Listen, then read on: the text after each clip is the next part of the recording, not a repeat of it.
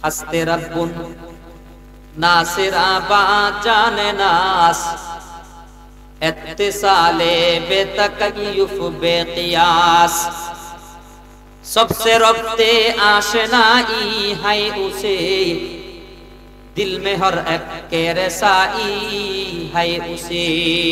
अल्लाहु अकबर बोलें। इमाम साहेब हुजूर मुखेर मध्य हाथ बुलाइया दिलेन। मुखेर मध्य हाथ बुलाइया इमाम साहेब हुजूर तार माथार मध्य पानी दिया तार मस्जिदेर मध्य चले गेलेन नामाज पढ़ानोर जन्य।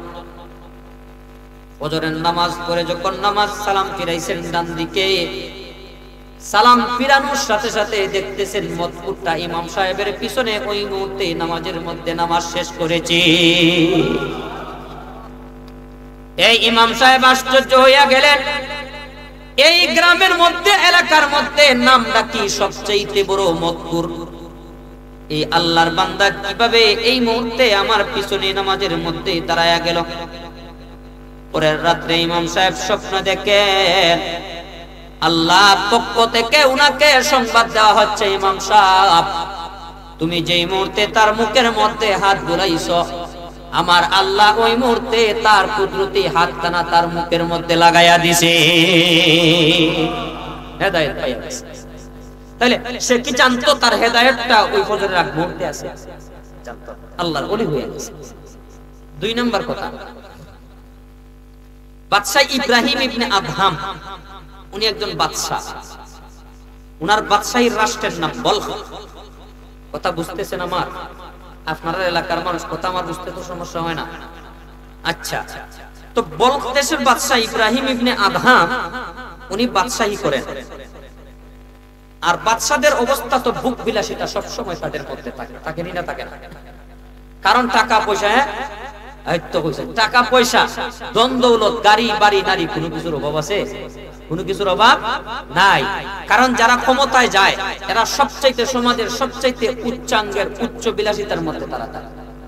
এলাকার কিছু প্রার্থী আছে দেখবেন নির্বাচনটা শুরু হইলে পরে এমন একটা কাপড় কিন দিয়ে আয় আপনার সামনে বোঝা যায় নিজেরটা কুল্লে তারে লাগাইয়া দেওয়া, এমন দরদ লাগে। ফকির আর ভিক্ষুকের মতন থাকে।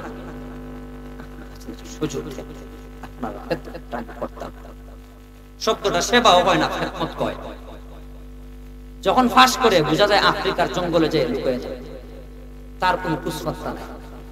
আবার 5 বছর করে নমিনেশন দাখিল করার সময় আসলে আফ্রিকার জঙ্গল থেকে ওই ভূত আবার আপনারা সামনে ফারাসিরা বাচ্চা বিয়া কাপড় কিনে যায় আর খুঁজে জানাজার নামাজ কোন জায়গায় আছে। জানাজার নামাজে দাইয়া বক্তব্য শুরু করে, বিসমিল্লাহির রহমানির রহিম।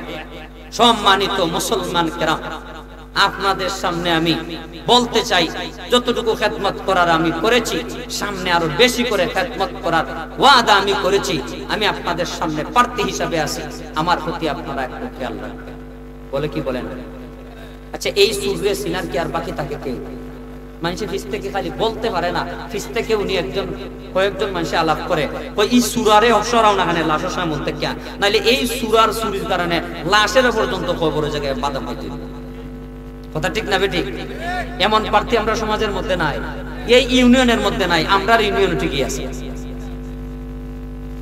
বাস্তব কথা হইলে আজকে 4 বছরের ভিতরে আমি আমার ইউনিয়নের চেয়ারম্যানের চেহারাটাও আমি দেখছি না। কইতে হতাম না চেয়ারম্যান কি হবে, অথচ আমি এই ওয়ার্ডের আমি একজন নাগরিক। যাই হোক, বাদশা ইব্রাহিম ইবনে আদহাম অত্যন্ত ভোগ বিলাসের মধ্যে সময় পার করছেন। আল্লাহর হুকুমের তেমন একটা দাঁড়াদারি না। রাত্রে একদিন ঘুমাইছেন, হঠাৎ করে রাত্রে ঘুমাইয়া ওনার চোখের মধ্যে ঘুম আসতেছে না, গড়াগড়ি করছেন। হঠাৎ করে শুনতেছেন ওনার গোরের চালের উপরে জুতার পরিবর্তে কে যেন গরম পাউ দিয়া কটকট কটকট কটকট করে চালের উপরে আটতেছে। গরম তো মুরব্বীরা আপনারা দেখছেন, আমি দেখছি না, খালি শুনছি হাটের জুতা। যুবক ভাইরা হাটের জুতা, হাটের স্যান্ডেল পাউ দিলে তেমন আওয়াজ করে না, কিন্তু গরম পাউ দিলে কিরকম আওয়াজ করতো বুঝা যায়, ট্রেন গাড়ি ট্রেন যাইত। এই জুতা, কাঠের জুতা পাও দেয়া যখন চালের উপরে হাঁটে, আওয়াজটা কিরকম হওয়ার দরকার? বাদশা ইব্রাহিম ইবনে আদহাম রাহমাতুল্লাহি আলাইহি ওনার বিছানা থেকে জোর আওয়াজে বলেন, কে রে তোমরা বেয়াদব, আমার গোরের চালের উপরে গরম পাও দিয়ে হাঁটতেছে, সাথে সাথে উপর থেকে জবাব দেয়, বাদশা ইব্রাহিম ইবনে আদহাম, বেয়াদবি মাফ করবেন, আমার একটা উট ছিল, ওই উটটা হারিয়ে গেছে, উটটা তালাশ করার জন্য আমি আপনার গোরের চালের উপরে আসছি। এই বাদশা আরো রাগান্বিত হয়ে গেছে। এই বাদশা বলে, আরে বেয়াকুফ, উট যদি হারিয়ে যায়, উট যেই জায়গার মধ্যে বিচরণ করে, যেই জায়গার মধ্যে যায়, ওই জায়গার মধ্যে তালাশ করা লাগে, কারণ উট তো কোনদিন কোন মানুষের ঘরের চালের উপরে আসতে পারে না। তাহলে তুমি কেন আমি বাদশার চালের উপরে আসলা? ওই উপর থেকে বাদশার কথা শুই না, ওই আল্লাহর বান্দা দ্বিতীয়বার আওয়াজ দেয়া বলে, বাদশা যা আপনা বেয়াদবি মাফ করবেন, ওই উট হারিয়ে গেলে যেমন কারো ঘরের চালের উপরে পাওয়ার যেমন আশা করা যায় না, ঠিক তেমনি ভাবে আপনি যেই রকম ভাবে বাদশাহী বিছানার মধ্যে ঘুমাইয়া ঘুমাইয়া আপনি আরাম করতেছেন, এই আরামের বিছানায় ঘুমাইয়া ঘুমাইয়া আল্লাহ পাওয়ার আশা করা যায় না। যেই মাত্র এই কথাটা বলেছে, বাদশা কই ঠিকই তো রে, কি করলাম রে, কি করলাম রে, কি করলাম, কি করলাম রে, কি করলাম রে, কি করলাম, সোনার যৌবন হেলায় কেলায় কাটাইলাম। বাদশা যেই মুহূর্তে এই আগন্তুক লোকটা থেকে পাতার চালের উপর থেকে এই কথাটা শুনছে, শোনার সাথে সাথে তার ভিতরের মধ্যে ধাক্কা লাগা গেছে, হায় রে হায়, এত বড় একটা ক্ষমতা আমার আল্লাহ আমাকে মায়া করে দয়া করে আল্লাহ আমাকে দান করলেন। এই আরামের বিছানা, আরামের গাড়ি, আরামের বাড়ি, আরামের নারী, আরামের সব কিছু উপায় উপকরণের মাধ্যম পাওয়ার পরে আমার আল্লাহকে বইলা যেই রকম ভাবে আমি দুনিয়ার মধ্যে সময় পার করছি, একদিন তো মহান মালিকের সামনে আমার হাজিরা দেওয়া লাগবে। হাজিরা দেওয়া লাগবে কিনা? এই চিন্তা যখন মাথার মধ্যে ঢুকছে, বাদশাহীর সমস্ত দায় দায়িত্ব সব কিছু থেকে ফারিগ হয়ে একনিষ্ঠতার সাথে আল্লাহর ইবাদতের মধ্যে এমন মগ্ন হয়ে গেলেন, কিয়ামত পর্যন্ত উনি শুধু বাদশা নন, আল্লাহর ওলি বলে কিয়ামত পর্যন্ত আনেওয়ালা উম্মতেরা ওই আল্লাহর ওলিকে চিনতে পারবে। কারণ বর্তমানে মনে করেন একজন সরকার আছেন,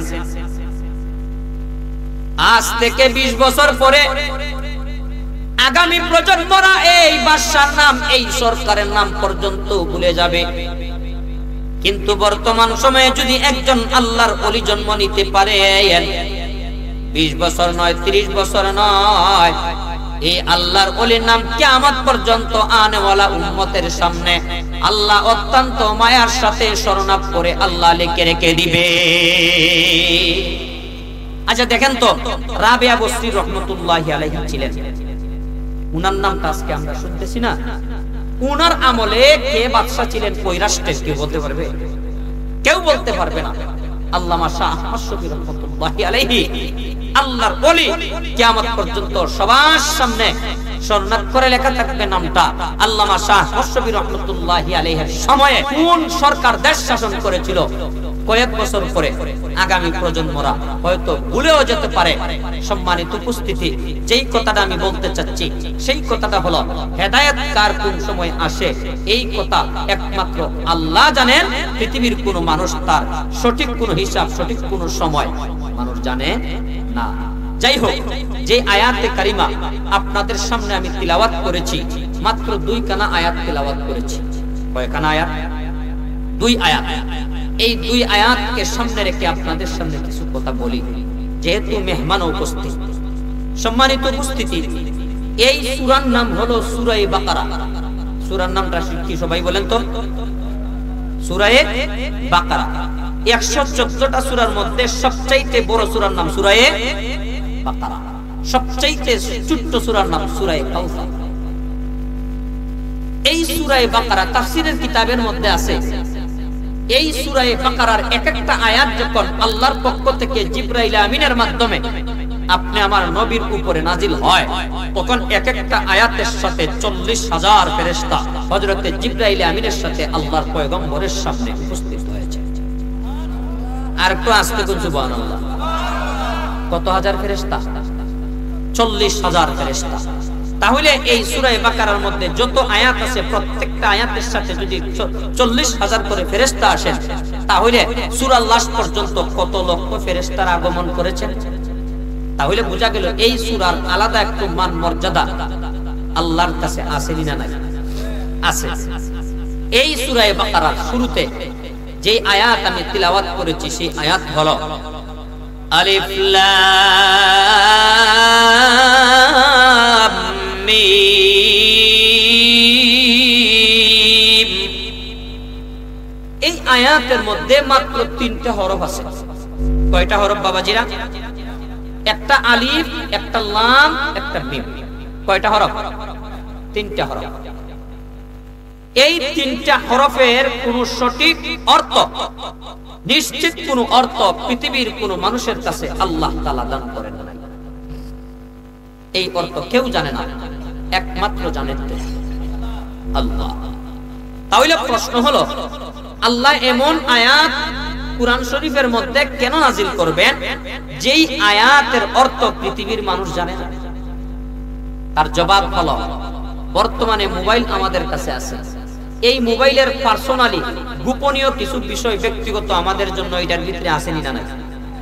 এই গোপনীয় বিষয়টাকে নিরাপত্তার চাদরে রাখার জন্য আমরা মোবাইলের মধ্যে কি ব্যবহার করি? যুবকরা বলবেন পাসওয়ার্ড না? পাসওয়ার্ড। এই যে ব্যক্তি মোবাইলের মধ্যে পাসওয়ার্ড দিয়েছে, এই ব্যক্তি ছাড়া মোবাইল আবিষ্কারকও যদি মোবাইলকে ভেঙে চুরমার করে, তারপরেও কি তার পাসওয়ার্ড তার পক্ষে বের করা সম্ভব? সম্ভব না। যেই রকম ভাবে ব্যক্তিগত বিষয়ের সিকিউরিটি দেওয়ার জন্য, নিরাপত্তা দেওয়ার জন্য আমরা পাসওয়ার্ড ব্যবহার করি, ঠিক তেমনি ভাবে 30 পারা কোরআনুল কারীমের মধ্যে এমন কিছু জহিরা আর এমন কিছু সম্পদ আল্লাহ তাআলা আমাদের জন্য রেখেছেন। এই সম্পদগুলোর পাসওয়ার্ড হিসাবে আল্লাহ তাআলা আলিফ লাম মিম কাফ হা ইয়া আইন সাদ ইয়াসিন এই রকম হরফে মুকাত্তাআত বিক্ষিপ্ত আকারের হরফ দ্বারা আল্লাহ তাআলা কোরআনুল কারীমের পাসওয়ার্ড হিসাবে আল্লাহ তাআলার কাছে রেখে দিয়েছে। আর কোনো সঠিক অর্থ জানা না। দ্বিতীয় নম্বর আয়াত চাই। দ্বিতীয় নম্বর আয়াতের মধ্যে আল্লাহ কি বলেন? আল্লাহ বলেন যালিকাল কিতাবু লা রাইবা ফীহি।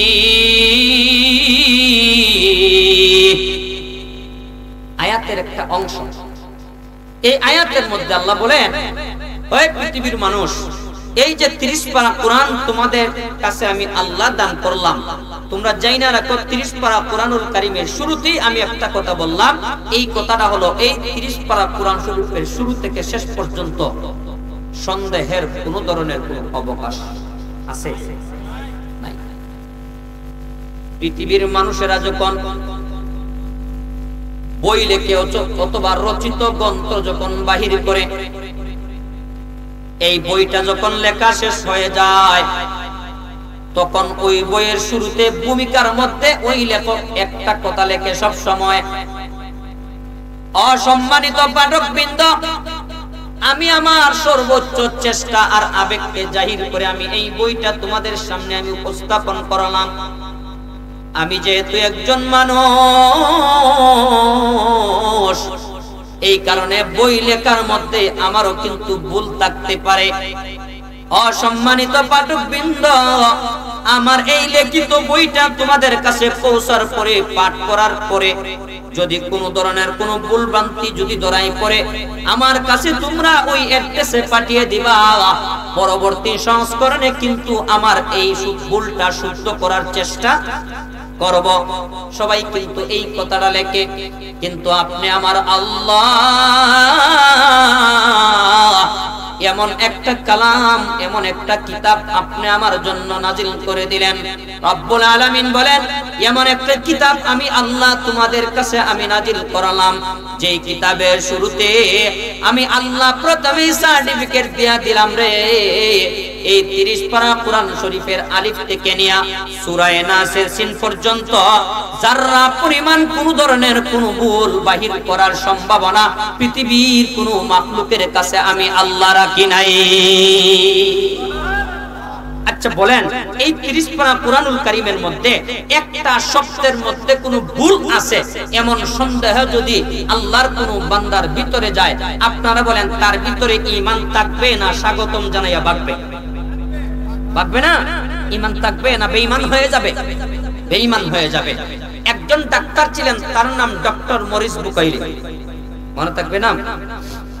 উনি বিধর্মী ডাক্তার ছিলেন।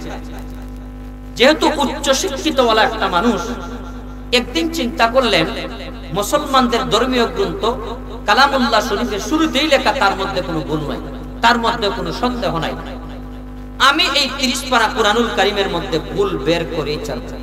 নাউজুবিল্লাহ বলেন, জোরে বলেন নাউজুবিল্লাহ। আচ্ছা এখন দেখেন, এই 30 পারা কুরআন শরীফ থেকে যদি ভুল বাহির করা লাগে, আগে কিন্তু এই 30 পারা কুরআন শরীফকে শিখা লাগবে। কি বলেন? বই পড়তে জানেন না, ভুল বাহির করতে পারবেন? আগে বই পড়া লাগবে। খেয়াল করে কথাগুলা বুঝবেন। ওই বই কিতাবটা ওনার শিখা লাগবে। এই কারণে উনি চিন্তা করলো, আমি আগে এই কিতাবটা আমার শিখা লাগবে, এরপরে তার মধ্যে ভুল ভ্রান্তি বাহির করার চিন্তা আমার করা লাগবে। নিজে নিজে এই কিতাব পড়া শুরু করছে। এক পর্যায়ে আল্লাহর বান্দা কুরআনুল কারীম পড়তে পারে। সুবহানাল্লাহ বলেন। আল্লাহর বান্দা 30 পারা কুরআনুল কারীমের তেলাওয়াত শিকার করে ভাবলো, এই 30 পারা কুরআন যেহেতু আমার মাতৃভাষায় নয়, যেহেতু আমার জবানের নয়, সেহেতু এই 30 পারা কুরআনুল কারীমের মধ্যে আল্লাহ কি বলেছেন তা বাহির করা আমার পক্ষে সম্ভব নয়। শুধু তিলাওয়াত শিখলে হবে না, এই 30 পারা কুরআনুল কারীমের অর্থ কিন্তু আমার এই মুহূর্তে জানা লাগবে। কথা ঠিক না বেঠিক? এই কারণে আর একটু সময় ব্যয় করে উনি চেষ্টা করে আবার 30 পারা কুরআনুল কারীমের উনি আবার তরজমা শিখা শুরু করেছেন। আল্লাহু আকবার, আল্লাহ। এক পর্যায়ে তেলাওয়াত শিখা শেষ হয়ে গেছে। দ্বিতীয় নম্বর পর্যায়ে আল্লাহর বান্দা ওই তেলাওয়াতের অর্থ কিন্তু শিখা শেষ হয়ে গেছে, অর্থাৎ তিনি তরজমাও জানেন। এবার 3 নম্বর বার তিনি চিন্তা করলেন, এই তেলাওয়াত শিখা আর তরজমা শিখলে শুধু হবে না, এই 30 পারা কুরআনুল কারীমের তাফসীরও কিন্তু আমার শিখা লাগবে। কথা ঠিক না বেঠিক? এই আল্লাহর বান্দা তরজমা শিখলেন, এরপরে তাফসীরও কিছু চেষ্টা মেহনতের মাধ্যমে শিখা শেষ করে দিলেন। ওই আল্লাহর বান্দা এই 30 পারা কুরআনুল কারীমের তাফসীর শিখা শেষ হয়ে যাওয়ার পরে দীর্ঘদিন পর্যন্ত এই কুরআনুল কারীমকে নিয়ে তিনি স্টাডি করেছেন এবং রিসার্চ করেছেন তার মধ্যে কোনো ভুল আছে কিনা। ওই আল্লাহর বান্দা দীর্ঘদিন পরে সমস্ত মানুষের সামনে উচ্চ আওয়াজে একটা কথা বলে তিনি এলান করে দিলেন, হে পৃথিবীর আল্লাহর বান্দা এবং বান্দিরা, আমি কিন্তু বিধর্মী একজন ডাক্তার, আমি কিন্তু মুসলমানদের নয়। সেই কারণে কোরআনের পক্ষে আমাকে বাবার কোনো সম্ভাবনা তোমাদের ভিতরে আর থাকার কথা না। আমি কিন্তু কোরআনের পক্ষে না, আমি একজন বিধর্মী ডাক্তার। এই দীর্ঘদিন পর্যন্ত 30 পারা কুরআনুল কারীমের ভুল বাহির করার জন্য এই 30 পারা কুরআন শরীফের প্রত্যেকটা শব্দকে নিয়ে আমি চিন্তা করেছি, কিন্তু আজকে দীর্ঘদিন পর্যন্ত চিন্তা করার পরে এই মুহূর্তে আমি রিজাল্ট বাহির করলাম, এই শব্দ কি একটা হরফের মধ্যে আমার আল্লাহর কালামের মধ্যে যাররা পরিমাণ কোনো ভুল আমি বাহির করতে পারি না। ওই আল্লাহর বান্দা বলে, পৃথিবীর মানুষ, যেই কালামের মধ্যে তিল পরিমাণ যাররা পরিমাণ কোনো ভুল নাই, কোনো ধরনের কোনো সন্দেহ নাই, সুতরাং এই কালাম যেহেতু সত্যের মাপকাঠি হিসাবে কিয়ামত পর্যন্ত মানুষের সামনে থাকবে, সুতরাং এই কালামের বাহিরে আমি আর থাকতে চাই না। আজকে তোমাদের সামনে কালেমা পড়ে এই কোরআনের অনুসারী এই মুহূর্তে আমি বিধর্মী ডাক্তার নগদ হয়ে গেলাম। কালেমা পড়ে মুসলমান হয়ে গেছে।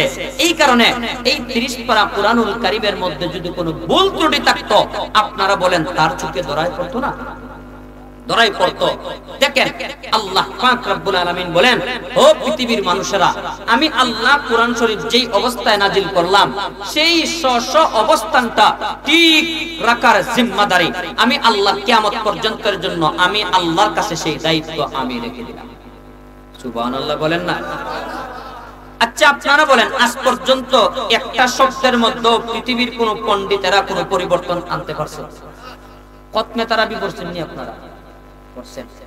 হাফিজ সাহেব দুইজন থাকে না, একজন সামনে থাকে, এর অর্থটা কি? একজন সামনে যারা ইয়া তিলাওয়াত করবে, আলিফ লাম মিম যালিকাল কিতাবু লা রাইবা ফীহি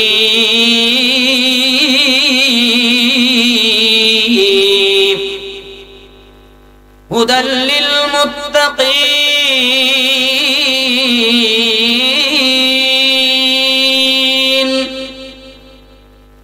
আল্লাযীনা ইউমিনুনা বিল গায়বি ওয়া ইউকিমুনাস সালাত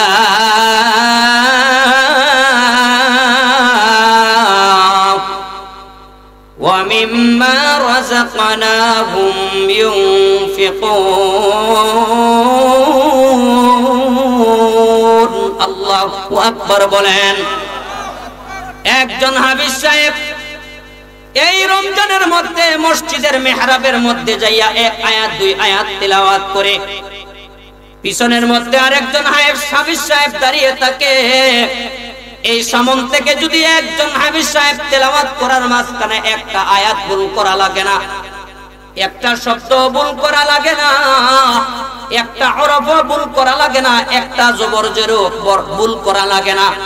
যদি এক আলিফের জায়গায় যদি ওই হাফিজ সাহেব সামন থেকে টান দিয়া যদি 3 আলিফ করে ফেলে, পিছন দিক থেকে পেটকারে যে হাফিজ সাহেব থাকেন ওই হাফিজ সাহেব পিছন দিক থেকে সিগন্যাল দেয়া দেন, হাফিজ সাহেব আপনি এক আলিফের জায়গায় 2 আলিফ পড়েছেন, 3 আলিফ পড়েছেন, মেহেরবানি করে আপনি ওই জায়গায় থামেন, পিছনে আবার ওই আয়াত থেকে আসিয়া আপনার ওই আয়াতটাকে সঠিক আলিফের জায়গায় আপনি শুদ্ধ করে সামনে যান।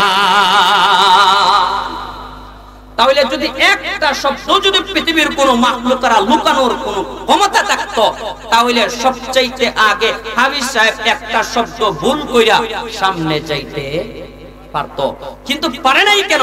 আল্লাহ বলেছেন, ও পৃথিবীর মানুষেরা, এই কোরআনের নূর আমি আল্লাহ তোমাদের সামনে জ্বালিয়ে দিলাম। এই কোরআন নামক নূরের বাতির সুইচ আমি আল্লাহর কুদরতি হাতের মধ্যে এই মুহূর্তে রেখে দিলাম। আর জোরে বলেন না সুবহানাল্লাহ। এই কোরআনুল কারীমের সাথে যদি আমরা সঠিক সম্পর্ক আর আন্তরিকতা যদি আমরা রাখতে পারি, আল্লাহর নবীজি বলেন, কোরআন বলবে আল কুরআনু শাফিউন ওয়া মুশাফফাউন ওয়া মাহিলুন মুসাদ্দাকুন ওয়া মান জাআলাহু আমামাহু কাদাহু ইলাল জান্নাহ। আল্লাহু আকবার বলেন।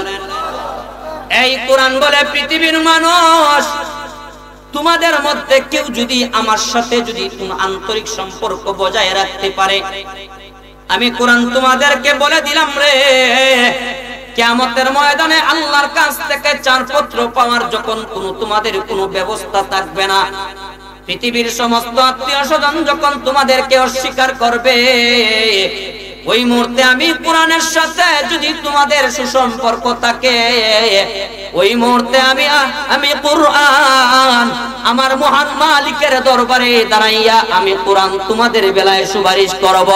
সুপারিশ করে এমন পর্যায়ে নিয়ে যাব, আমি আল্লাহর তরফ থেকে তোমার জন্য চারপত্র নিয়ে আমি কোরআন তোমাদেরকে জান্নাতের মধ্যে পৌঁছায়া দিব।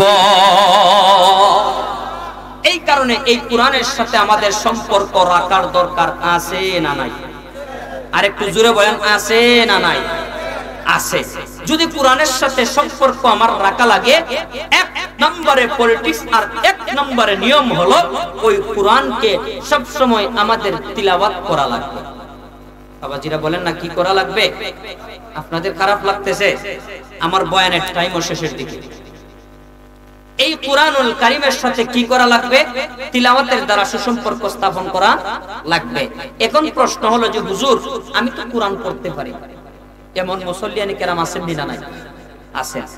নবীজি বলেন, এই আমার উম্মত, তুমি কুরআন পড়তে না পারলে কি হবে? আমি তোমার জন্য এমন একটা বাইপাস রাস্তা নিয়ে আসছি, বাইপাস রাস্তা দিয়া তুমি চলবে, কুরআন পড়নেওয়ালারা কুরআন পড়া যেই জায়গায় পৌঁছবে, বাইপাস রাস্তা দিয়া তুমি চলবে, আল্লাহ তাআলা কুরআন পড়নেওয়ালাদের কাতারে আল্লাহ তোমাদেরকে পৌঁছায়া দিবে। জোরে বলেন না সুবহানাল্লাহ। বাইপাস রাস্তা কি আমরা জানতাম নেই? জানতাম নি সবাই? একটা হাদিস আমি আপনাদেরকে শোনাই, আল্লাহ, একটা হাদিস আপনাদেরকে আমি শোনাই। নবীজি বলেন, মান কারাআ হারফাম মিন কিতাবিল্লাহ ফালাহু বিহি হাসানাহ। নবীজি বলেন, মান কারাআ হারফাম মিন কিতাবিল্লাহ, এ আমার উম্মতেরা, তোমাদের মধ্যে কেউ যদি কিছু পড়তে পারো না, শুধুমাত্র যদি একটা হরফ পড়ো, আমি নবীজি ইরশাদ করে গেলাম, নগদ আল্লাহ তাআলা তোমাদের আমলনামায় 1 হাসানাত দান করে দিবেন। সাহাবায়ে কেরাম বলেন, ওগো নবীজি, 1 হাসানার সমপরিমাণ কি গো নবীজি? আমরা তো বুঝলাম না। নবীজি বলেন, ওয়াল হাসানাতু বিআশরি আমসালিহা। বিশ্ব নবী বলেন, আমার উম্মত, 1 হাসানা সমপরিমাণ হলো 10 নেকি। তোমাদের মধ্যে কেউ যদি কিছু পড়তে পারো না, শুধুমাত্র আমার আল্লাহর কালাম থেকে একটা হরফ যদি তোমরা তেলাওয়াত করো, তাহলে আমার আল্লাহ একটা হরফ পড়ার কারণে আমার আল্লাহ নগদ তোমাদের আমলনামার মধ্যে 10 নেকি দান করে দিবে। আচ্ছা, 1 হরফ পড়লে পরে কয় নাকি? 10 নেকি। এই 1 পড়লে 10, 10 পড়লে 100, 100 পড়লে 500। এটা কিন্তু আমরার জন্য আল্লাহ তাআলা আলাদা দান করে দিয়েছেন। অন্যান্য নবীর উম্মতের জন্য কিন্তু এত ফজিলত ছিল না। তার কারণ হইল, অন্যান্য নবীর উম্মতের বয়স ছিল 1000 বছর, আমরা বয়স মাত্র 100 বছরের ভিতরে। এরপরেও নবীজি বলেন, 1000 ওয়ালারা বয়স পাইয়া তারা জান্নাতে আগে যাইতে পারবে না, আমার 100 বছরের ভিতরের হায়াতের মধ্যে উম্মতেরা আল্লাহর তৈরি জান্নাতের মধ্যে সবার আগে যাবে। আর একটু জোরে বলেন না সুবহানাল্লাহ। তার কারণ তারা এক নেক কাজ একটা করলে সব পাওয়ার হকদার, আমরা নেক কাজ একটা করলে 10টা। মুহাদ্দিসিনে কেরামগণ বলেন, নিয়তের মধ্যে যদি একটু পাকাপোক্ততা পাওয়া যায়, তাহলে 1 হরফ পড়লে পরে আল্লাহ এটাকে বাড়াইতে বাড়াইতে 1 হরফের বিনিময়ে আমার আল্লাহ 700 পর্যন্ত নেকি আল্লাহ তাআলা আপনি আমার আমলনামায় দান করে দিবেন। জোরে বলেন সুবহানাল্লাহ। তাহলে নবীজি বলেন, লা আকুলু আলিফ লাম মিম হারফুন। দিনের নবী বলেন, আমার উম্মত, জিন্দেগিতে তোমরা কোনোদিন মনে করিও না আলিফ লাম মিম এখানে একটা অক্ষর। নবী আমার বলেন, আমার উম্মত, এই আলিফ লাম মিম এই শব্দের মধ্যে কিন্তু 3টা হরফ আছে। একটার নাম আলিফ, আরেকটার নাম লাম, আরেকটার নাম কি বলেন? মিম।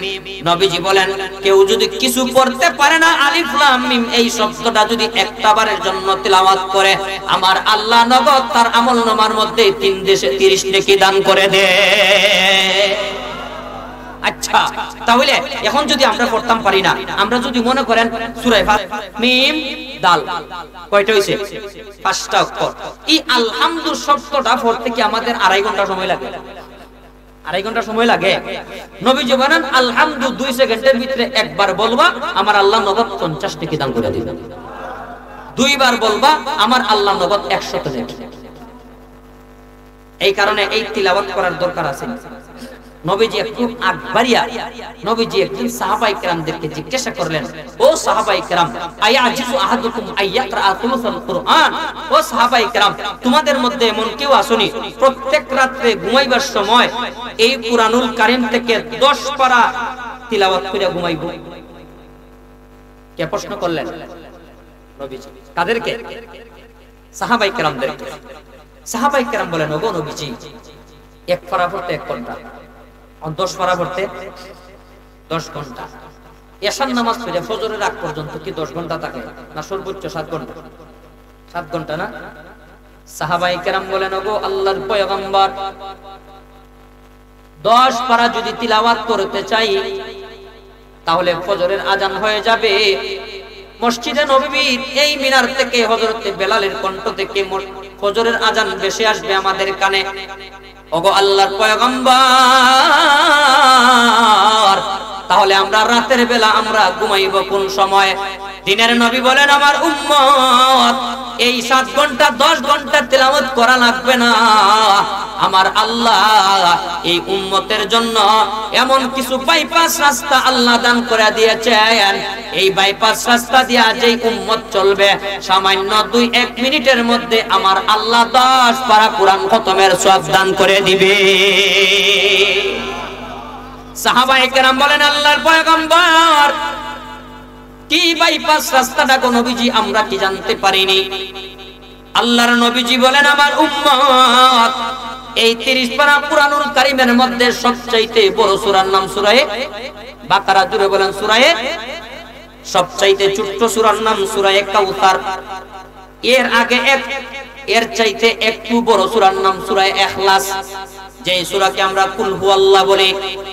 আল্লাহর নবীজি বলেন, এই সূরা ইখলাস পড়তে তোমাদের কত সময় লাগবে? সাহাবায়ে কেরাম বলেন, আল্লাহর নবীজি 1 মিনিট লাগবে না, আধা মিনিটের ভিতরে খতম হয়ে যাবে। আল্লাহর নবীজি বলেন, এই সূরা বাকারা যদি এই সূরা ইখলাস যদি সামান্য আধা মিনিট সময় নিয়া একবার যদি তিলাওয়াত করো তাহলে আমার আল্লাহ একবার সূরা ইখলাস তিলাওয়াত করার কারণে আমার আল্লাহ নগদ তোমাদের আমল নামার মধ্যে 10 পারা কোরআন খতমের সওয়াব আল্লাহ দান করে দিবেন। জুরে বলেন না সুবহানাল্লাহ। আচ্ছা, কুল হুয়াল্লাহ সূরা পড়তে কত সময় লাগে? আমি পড়ি, আপনারা গণ্যান কয় ঘন্টা লাগে? হ্যাঁ, কুল হু আল্লাহু আহাদ আল্লাহুস সামাদ লাম ইয়ালিদ ওয়া লাম ইউলাদ ওয়া লাম ইয়াকুল লাহু কুফুয়ান আহাদ। বলেন আল্লাহু আকবার। আল্লাহর নবীজি বলেন, ও সাহাবায়ে কেরাম, এই সূরা ইখলাস তোমাদের মধ্যে কেউ যদি 2 বার তেলাওয়াত করে ঘুমাইবার সময়, আল্লাহর নবীজি বলেন নগদ 20 পারা কোরআন খতমের সওয়াবের মালিক হয়ে গেল। আল্লাহর নবীজি বলেন, আমার উম্মত তোমাদের মধ্যে একটু কষ্ট করে কেউ যদি 3 বার তিলাওয়াত করে তাহলে আপনি আমার দয়ার আল্লাহ নগদ তার আমলনামার মধ্যে ওই মুহূর্তে 30 পারা কোরআন খতমের সওয়াব আল্লাহ দান করে দিবে। এই কারণে এই 30 পারা কুরআনুল কারীমের সাথে আমাদের আন্তরিক সম্পর্ক দইরা রাখার দরকার আছে না নাই? আসেনি না নাই? আছে। এই কারণে 30 পারা কুরআনুল কারীমের সাথে আন্তরিক সম্পর্ক দইরা রাখার সবচেয়ে বড় মাধ্যম হলো তিলাওয়াতুল কোরআন, কুরআনুল কারীমকে তিলাওয়াত করা। আল্লাহু আকবার। রমজানের বাহিরে 1 হরফ পড়লে 10 নেকি, রমজানের ভিতরে 1 হরফ পড়লে 70 নেকি। এই সারাটা দিন রোজা রাখিয়া আসরের পরে স্ত্রীর সাথে খাও খাও বাউ বাউ করার তুনি একবার একটা সূরা পড়েন না, 2টা সূরা পড়েন না। ইফতারের সময় স্ত্রী বালা কথা জিগাইলে আপনার মাথা গরম হয়ে যায়। বাচ্চা এসে মিঠাই লাগি, অন্য সময় দেন তারে 10 টাকা, কিন্তু আজকে আইয়া বসে একটা চকলেট। রোজা রাখার কারণে মেজাজে মন গরম হয়েছে, কিন্তু ওদের সাথে